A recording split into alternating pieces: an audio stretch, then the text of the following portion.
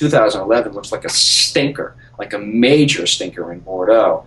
And that's the word coming from Bordeaux, that it's a difficult vintage. They say it's a winemaker's vintage, you know, all of this kind of code word for a crappy vintage is out there. They're going to be kind of like these thin wines because there was so much rain.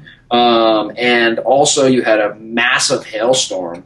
You know, I was in Germany at the time, and I got some of it, and Germany got wrecked too, but Bordeaux got wrecked by the same hailstorm, and this was golf ball style hailstorm. Hail and vineyards, it really doesn't work, you know.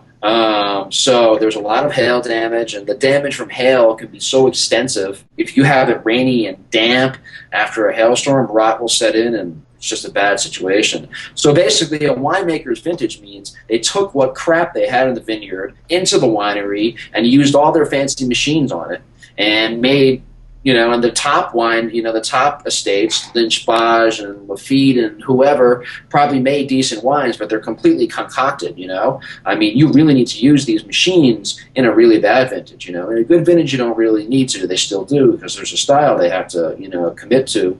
But you know, they're in there using whatever winemaking techniques, you know, to save the wine. And I mean, that's not why collectors aren't going to do it. This thing's not going to get high scores. I mean, you'll get reductions in prices. 45% reduction from 2010 is what I'd like to see, but that's an illusory number anyway, because they increased from 2009 to 2010 40%. All right, and then and then from 2000 to 11, if it's a shitty vintage, which it seems to be like, you're going to be decreasing 45%. So that's really only a 5% decrease from the price of 2010 for a far inferior vintage. The Bordeaux are great at that. They'll just throw out this percentage like, oh, we were going to do a 45% decrease because the vintage is not good in price. And it's still ridiculously expensive because of all the increases of the previous three vintages. And there's so much wine, jargon, and BS when there's a bad vintage, and they're, you know, they got to put a positive spin on